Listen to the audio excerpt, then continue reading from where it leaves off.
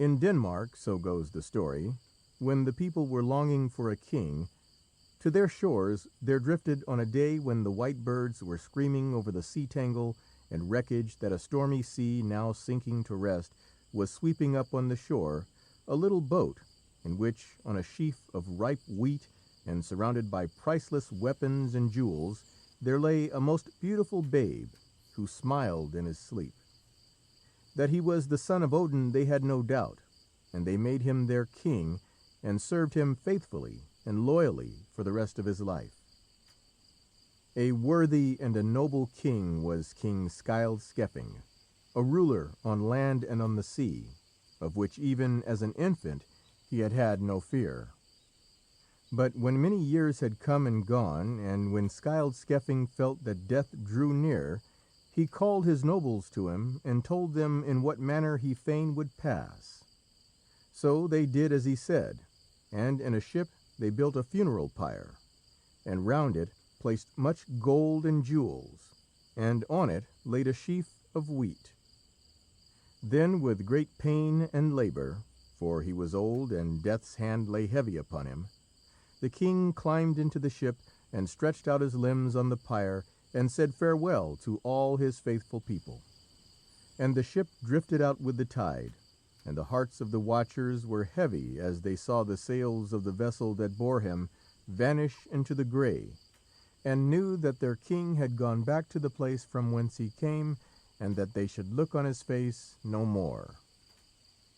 Behind him Scyld left descendants, and one after the other reigned over Denmark. It was in the reign of his great-grandson Hrothgar that there took place those things that are told in the story of Beowulf.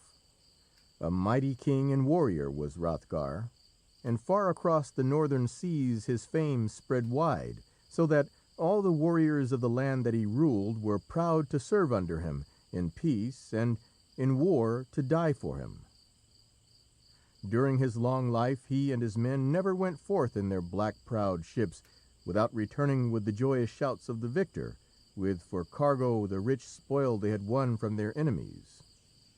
As he grew old, Hrothgar determined to raise for himself a mighty monument to the magnificence of his reign, and so there was builded for him a vast hall with majestic towers and lofty pinnacles, the finest banqueting hall that his skilled artificers could dream of.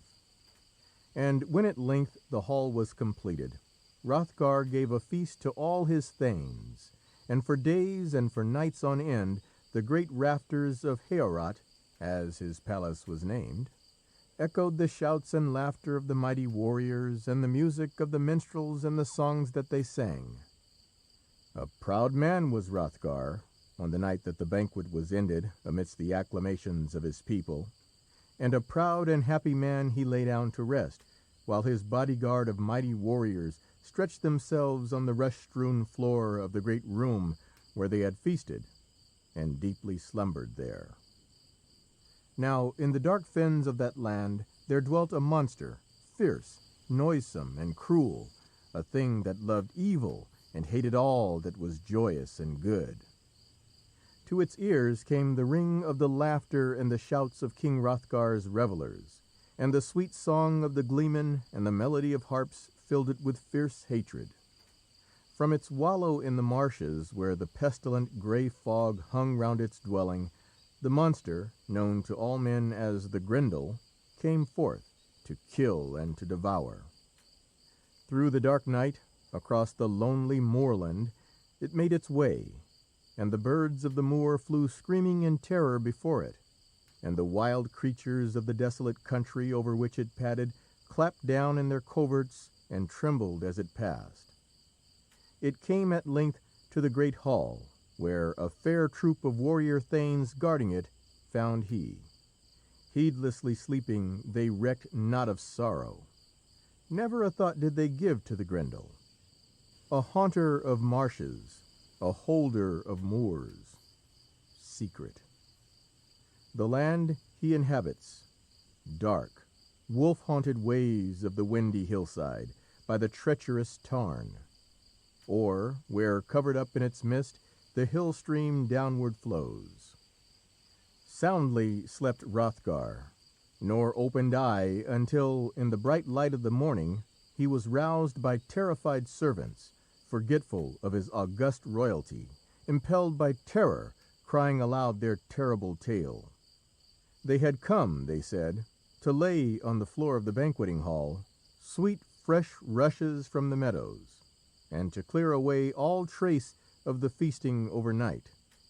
But the 32 knights who in full armour had lain down to sleep were all gone, and on the floor was the spoor of something foul and noisome, and on the walls and on the trampled rushes were great and terrible smears of human blood.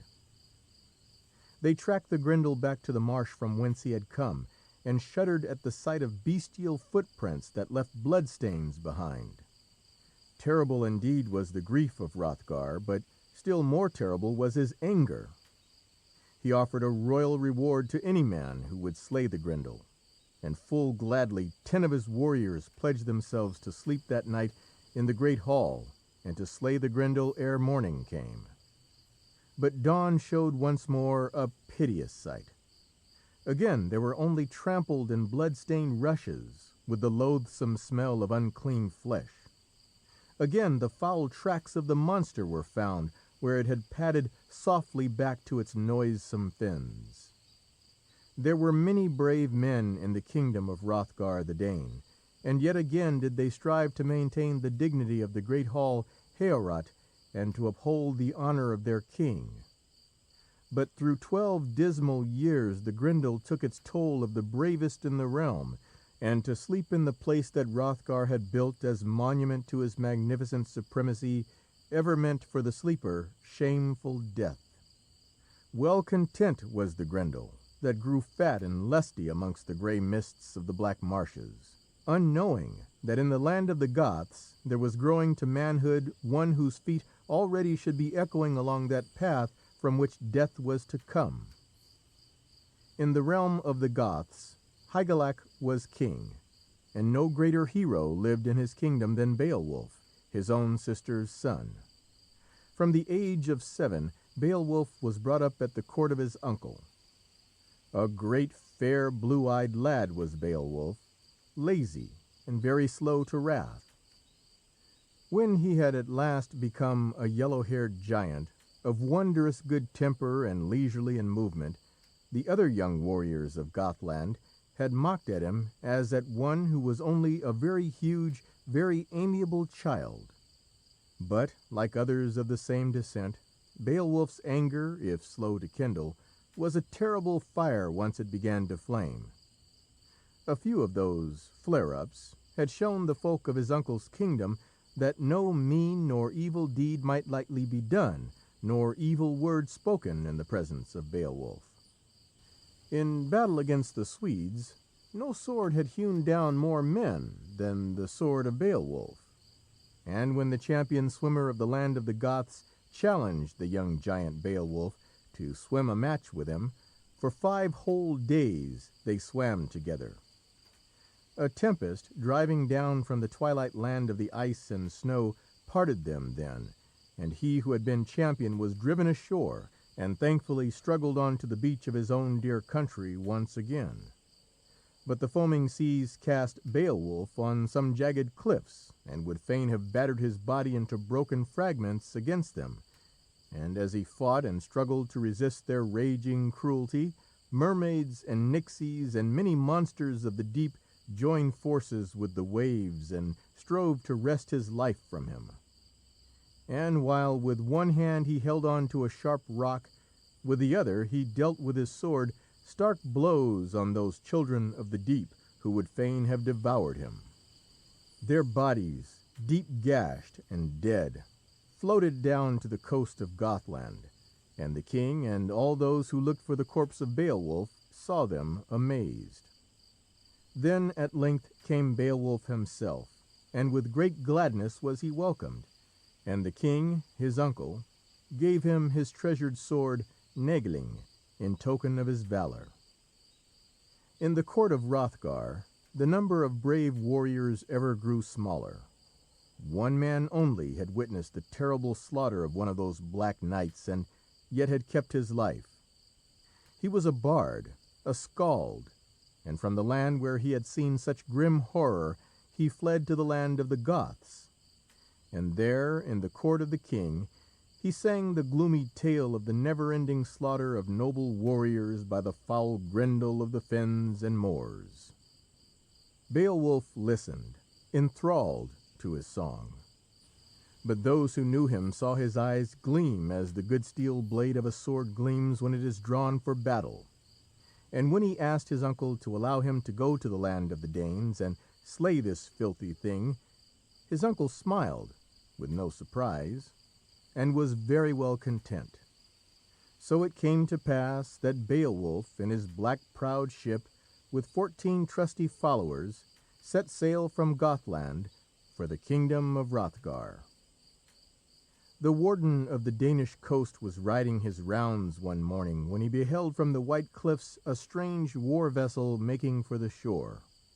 Skillfully the men on board her ran her through the surf, and beached her in a little creek between the cliffs, and made her fast to a rock by stout cables. Only for a little time the valiant warden watched them from afar, and then, one man against 15, he rode quickly down and challenged the warriors. "What are ye, warlike men, wielding bright weapons, wearing grey corslets and boar-adorned helmets, who o'er the water-paths come with your foaming keel, ploughing the ocean's surge? I was appointed warden of Denmark's shores. Watch hold I by the wave, that on this Danish coast no deadly enemy leading troops over sea should land to injure.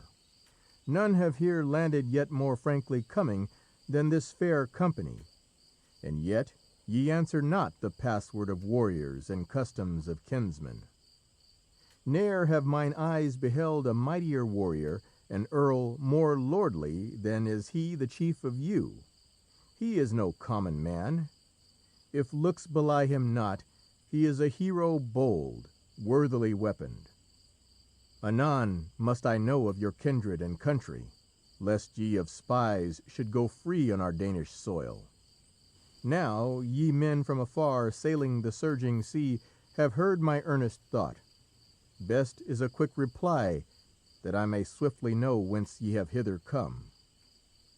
Then Beowulf, with fearless eyes, gazed in the face of the warden and told him simply and unboastfully who he was, from whence he came, and what was his errand. He had come as the nation's deliverer, to slay the thing that cometh in dark of night, sateth his secret hate, worketh through fearsome awe, slaughter and shame. With joy the warden heard his noble words. "My men shall beach your ship," he said, "and make her fast with a barrier of oars against the greedy tide. Come with me to the king." It was a gallant band that strode into Heorot, where sat the old king, gloom overshadowing his soul. And fit leader for a band of heroes was Beowulf, a giant figure in ring mail, spear and shield gleaming in his hand, and by his side the mighty sword Nägeling. To Hrothgar, as to the warden, Beowulf told the reason of his coming, and hope began again to live in the heart of the king. That night the warriors from the land of the Goths were feasted in the great banqueting hall where, for 12 unhappy years, voices had never rung out so bravely and so merrily. The queen herself poured out the mead with which the king and the men from Gothland pledged each other, and with her own hand she passed the goblet to each one. When, last of all, it came to the guest of honour, Beowulf took the cup of mead from the fair queen and solemnly pledged himself to save the land from the evil thing that devoured it like a pestilence, or to die in his endeavour. "Needs must I now perform knightly deeds in this hall, or here must meet my doom in darksome night." When darkness fell, the feast came to an end, and all left the hall save Beowulf and his 14 followers. In their armour, with swords girt on their sides, the 14 heroes lay down to rest. But Beowulf laid aside all his arms, and gave his sword to a thane to bear away. For, said he, I have heard that that foul miscreant's dark and stubborn flesh recks not the force of arms. Hand to hand, Beowulf will grapple with the mighty foe. From his fastnesses in the fens, the Grendel had heard the shouts of revelry, and as the Goths closed their eyes to sleep, knowing they might open them again only to grapple with hideous death, yet unafraid because of their sure belief that what is to be goes ever as it must, the monster roused himself. Through the dank, chill, clinging mists he came, and his breath made the poisonous miasma of the marshes more deadly as he padded over the shivering reeds and trembling rushes, across the bleak moorland and the high cliffs where the fresh tang of the grey sea was defiled by the hideous stench of a foul beast of prey. There was fresh food for him tonight, he knew, some blood more potent than any that for 12 years had come his bestial way. And he hastened on with greedy eagerness, nightmare incarnate. He found the great door of the banqueting hall bolted and barred, but one angry wrench set at naught the little precautionary measures of mere men. The dawn was breaking dim and grey and very chill when Beowulf heard the stealthy tread without, and the quick following crash of the bolts and bars that gave so readily. He made no movement, but only waited. In an instant the dawn was blotted out by a vast black shadow, and swifter than any great bear could strike, a scaly hand had struck one of the friends of Beowulf. In an instant the man was torn from limb to limb, and in a wild disgust and hatred Beowulf heard the lapping of blood, the scrunching of bones and chewing of warm flesh as the monster ravenously devoured him. Again the loathsome hand was stretched out to seize and to devour. But in the darkness 2 hands, like hands of iron, gripped the outstretched arm, and the Grendel knew that he had met his match at last. The warriors of Beowulf awoke to find a struggle going on, such as their eyes never before beheld, for it was a fight to the death between man and monster. Vainly they tried to aid their leader, but their weapons only glanced harmlessly off the Grendel's scaly hide. Up and down the hall the combatants wrestled until the walls shook and the great building itself rocked to its foundations. Ever and again it seemed as though no human power could prevail against teeth and claws and demonic fury, and as tables and benches crashed to the ground and broke under the tramping feet of the Grendel, it appeared an impossible thing that Beowulf should overcome. Yet ever tighter and more tight grew the iron grip of Beowulf. His fingers seemed turned to iron. His hatred and loathing made his grasp crash through scales into flesh and crush the marrow out of the bone it found there. And when, at length, the Grendel could no more, and with a terrible cry wrenched himself free and fled wailing back to the fenland, still in his grasp Beowulf held the limb. The Grendel had freed himself by tearing the whole arm out of its socket, and for once the trail of blood across the moors was that of the monster and not of its victims.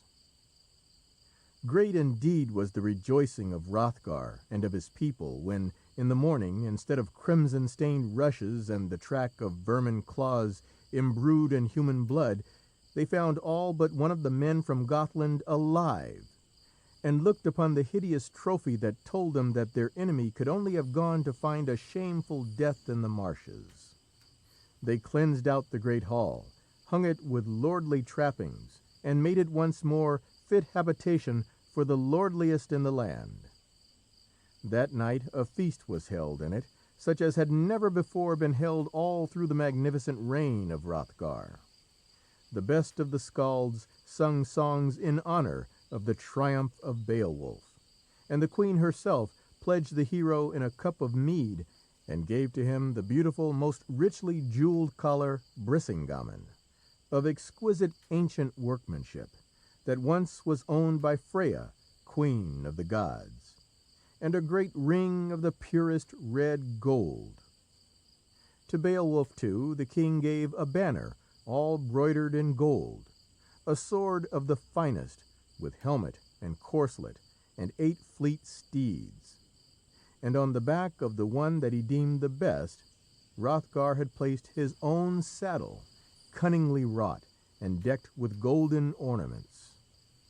To each of the warriors of Beowulf there were also given rich gifts. And ere the queen with her maidens left the hall that night, she said to Beowulf, "Enjoy thy reward, O dear Beowulf, while enjoy it thou canst. Live noble and blessed, keep well thy great fame, and to my dear sons in time to come, should ever they be in need, be a kind protector." With happy hearts and very weary bodies, Beowulf and his men left the hall when the feast was ended, and they slept through the night in another lodging, as those sleep who have faced death through a very long night, and to whom joy has come in the morning. But the Danish knights, careless in the knowledge that the Grendel must even now be in his dying agonies, and that once more Heorot was for them a safe and noble sleeping place, lay themselves down to sleep in the hall, their shields at their heads, and fastened high up on the roof above them the hideous trophy of Beowulf. Next morning, as the grey dawn broke over the northern sea, it saw a sight that made it more chill than death. Across the moorland went a thing, half wolf, half woman, the mother of Grendel. The creature she had borne had come home to die, and to her belonged his avenging. Softly she went to Heorot, softly she opened the unguarded door. Gladly in her savage jaws she seized Aschir, the thane who was to Hrothgar most dear, and from the roof she plucked her desired treasure, the arm of Grendel, her son. Then she trotted off to her far-off, filthy den, leaving behind her the noise of lamentation. Terrible was the grief of Hrothgar over the death of Aschir, dearest of friends and sharer of his counsels.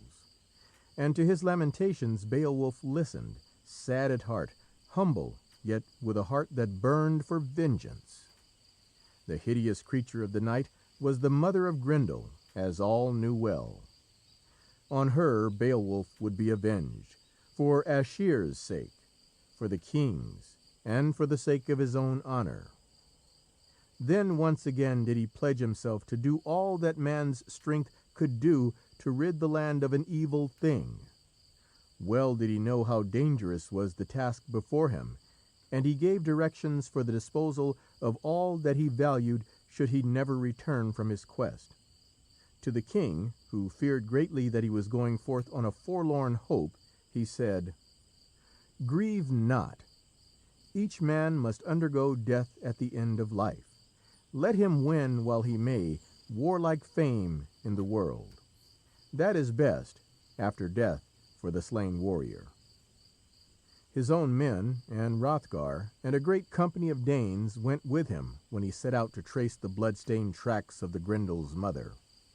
Near the edge of a gloomy mere they found the head of Aschir, and when they looked at the fjord itself it seemed to be blood-stained, stained with blood that ever welled upwards, and in which revelled, with a fierce sort of joy, the rapture of bestial cruelty, water monsters without number.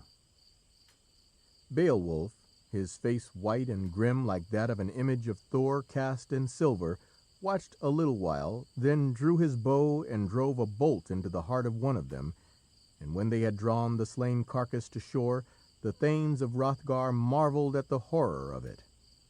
Then Beowulf took leave of Hrothgar and told him that if in 2 days he did not return, certain it would be that he would return no more. The hearts of all who said farewell to him were heavy, but Beowulf laughed and bade them be of good cheer. Then into the black waters he dived, sword in hand, clad in ring armour, and the dark pool closed over him as the river of death closes over the head of a man when his day is done. To him it seemed as if the space of a day had passed ere he reached the bottom, and in his passing he encountered many dread dangers from tusk and horn of a myriad evil creatures of the water who sought to destroy him. Then at length he reached the bottom of that sinister mere, and there was clasped in the murderous grip of the wolf-woman who strove to crush his life out against her loathsome breast. Again and again, when her hideous embrace failed to slay him, she stabbed him with her knife. Yet ever did he escape. His good armour resisted the power of her arm, and his own great muscles thrust her from him. Yet his own sword failed him when he would have smitten her, and the hero would have been in evil case had he not spied, hanging on the wall of that most foul den, a glorious sword. An old brand, gigantic, trusty in point and edge, an heirloom of heroes. Swiftly he seized it, and with it he dealt the wolf-woman a blow that shore her head from her body. Through the foul blood that flowed from her, and that mingled with the black water of the mere, Beowulf saw a very terrible horror, the body of the Grendel, lying moaning out of the last of his life. Again his strong arm descended, and his left hand, gripping the coiled locks of the evil thing, he sprang upwards through the water, that lost its blackness and its clouded crimson as he went ever higher and more high. In his hand he still bore the sword that had saved him, but the poisonous blood of the dying monsters had made the water of such fiery heat that the blade melted as he rose, and only the hilt, with strange runes engraved upon it, remained in his hand. Where he left them, his followers and the Danes who went with them remained, watching, waiting, ever growing more hopeless as night turned into day and day faded into night, and they saw the black waters of the lonely fen bubbling up, terrible and blood-stained. But when the waters cleared, hope returned to their hearts, and when at length Beowulf uprose from the water of the mere, and they saw that in his hand he bore the head of the Grendel, there was no lonely scaur, nor cliff, nor rock of the land of the Danes that did not echo the glad cry of Beowulf, Beowulf! Well nigh overwhelmed by gifts from those whom he had preserved was the hero Beowulf, but in modest, wise words he spoke to the king. "Well hast thou treated us. If on this earth I can do more to win thy love, O prince of warriors, than I have wrought as yet, here stand I ready now weapons to wield for thee. If I shall ever hear o'er the encircling flood that any neighbouring foes threaten thy nation's fall, as Grendel grim before, swift will I bring to thee thousands of noble thanes, heroes to help thee." Then, in their ship, that the warden of the coast once had challenged, Beowulf and his warriors set sail for their own dear land. Gaily the vessel danced over the waves, heavy though it was with treasure nobly gained. And when Beowulf had come in safety to his homeland, and had told his kinsmen the tale of the slaying of the Grendel and of the wolf-woman, he gave the finest of his steeds to the king, and to the queen the jewelled collar Brisingamen that the queen of the Goths had bestowed on him. And the heart of his uncle was glad and proud indeed, and there was much royal banqueting in the hero's honour. Of him, too, the skalds made up songs, and there was no hero in all that northern land whose fame was as great as was the fame of Beowulf. The must-be often helps an undoomed man when he is brave, was the precept on which he ruled his life, and he never failed the king whose chief champion and warrior he was. When, in an expedition against the Frieslanders, King Hygelac fell a victim to the cunning of his foes, the sword of Beowulf fought nobly for him to the end, and the hero was a grievously wounded man when he brought back to Gothland the body of the dead king. The Goths would fain have made him their king in Hygelac's stead, but Beowulf was too loyal a soul to supplant his uncle's own son. On his shield he laid the infant prince Hardred, and held him up for the people to see. And when he had proclaimed the child king, and vowed to serve him faithfully all the days of his life, there was no man there who did not loyally echo the promise of their hero, Beowulf. When Hardred, a grown man, was treacherously slain by a son of Othere, he who discovered the North Cape, Beowulf once again was chosen king, and for 40 years he reigned wisely and well. The fame of his arms kept war away from the land, and his wisdom as a statesman brought great prosperity and happiness to his people. He had never known fear, and so for him there was nothing to dread when the weakness of age fell upon him, and when he knew that his remaining years could be but few. Seeing that death, a necessary end, will come when it will come. Through all those years of peace, the thing that was to bring death to him had lurked, unknown, unimagined, in a cave in the lonely mountains. Many centuries before the birth of Beowulf, a family of mighty warriors had won by their swords a priceless treasure of weapons and of armor, of richly chased goblets and cups, of magnificent ornaments and precious jewels, and of gold beyond the dreams of avarice. In a great cave among the rocks it was hoarded by the last of their line, and on his death none knew where it was hidden. Upon it one day there stumbled a fiery dragon, a fire drake, and for 300 years the monster gloated, unchallenged, over the magnificent possession. But at the end of that time, a bondsman who fled before his master's vengeance and sought sanctuary in the mountains came on an opening in the rocks, and, creeping in, found the fire drake asleep upon a mass of red gold and of sparkling gems that dazzled his eyes even in the darkness. For a moment he stood, trembling. Then, sure of his master's forgiveness, if he brought him as gift a golden cup all studded with jewels, he seized one and fled with it ere the monster could awake. With its awakening, terror fell upon the land. Hither and thither it flew, searching for him who had robbed it, and as it flew, it sent flames on the earth and left behind it a black trail of ruin and of death. When news of its destroyings came to the ears of the father of his people, Beowulf knew that to him belonged the task of saving the land for them and for all those to come after them. But he was an old man, and strength had gone from him. Nor was he able now to wrestle with the fire drake as once he had wrestled with the Grendel and the wolf woman, but had to trust to his arms. He had an iron shield made to withstand the fire drake's flaming breath, and with a band of 11 picked followers, and taking the bondsman as guide, Beowulf went out to fight his last fight. As they drew near the place, he bade his followers stay where they were, "For I alone," he said, "will win the gold and save my people, or death shall take me." From the entrance to the cave there poured forth a sickening cloud of steam and smoke, suffocating and blinding, and so hot that he could not go forward. But with a loud voice the old warrior shouted an arrogant challenge of defiance to his enemy, and the fire drake rushed forth from its lair, roaring with the roar of an unquenchable fire whose fury will destroy a city. From its wings of flame and from its eyes heat poured forth scorchingly, and its great mouth belched forth devouring flames as it cast itself on Beowulf.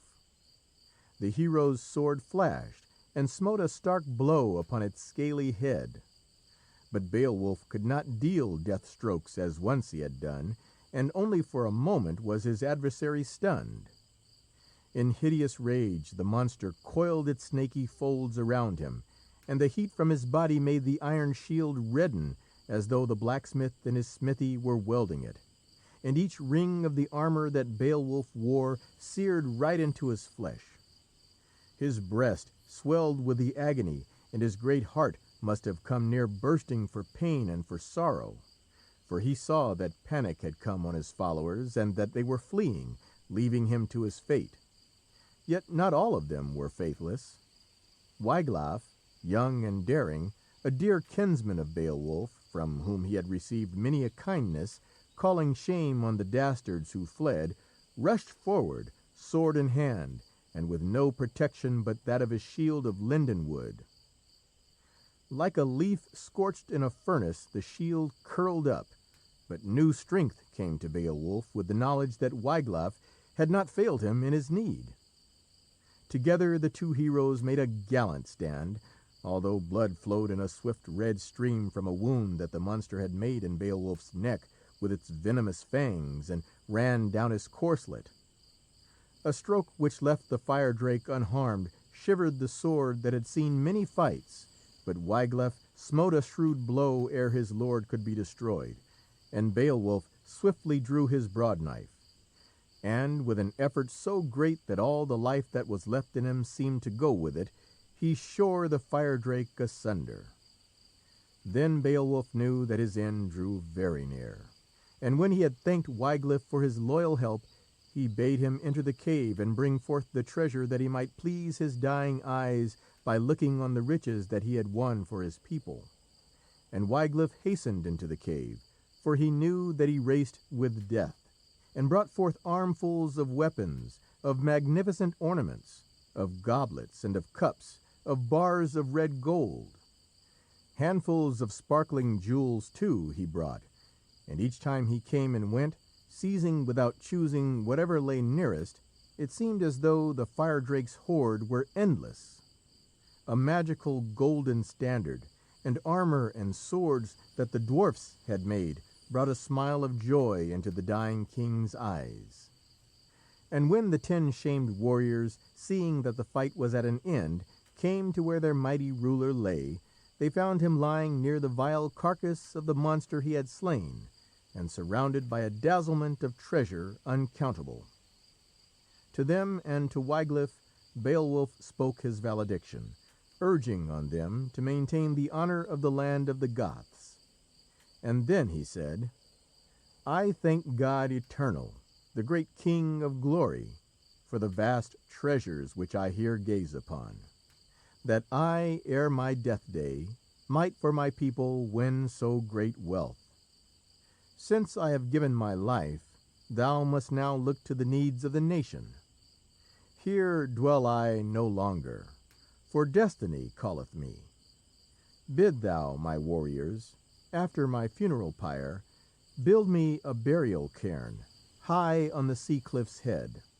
It shall for memory tower up to Ronisness, so that the seafarers Beowulf's barrow henceforth shall name it, they who drive far and wide over the mighty flood their foaming reels. Thou art the last of all the kindred of Vagmund. Vyrd has swept all my kin, all the brave chiefs away. Now must I follow them." Such was the passing of Beowulf, greatest of northern heroes. And under a mighty barrow on a cliff very high above the sea they buried him, and with him a great fortune from the treasure he had won. Then, with heavy hearts, round about the mound rode his hearth-sharers, who sang that he was of kings, of men, the mildest, kindest, to his people sweetest, and the readiest in search of praise. Gentlest, most gracious, most keen to win glory. And if in time the great deeds of a mighty king of the Goths have become more like fairy tale than solid history, this at least we know, that whether it is in Zealand or on the Yorkshire coast, where high on the sea cliff ledges the white gulls are trooping and crying, the barrow of Beowulf covers a very valiant hero, a very perfect gentleman.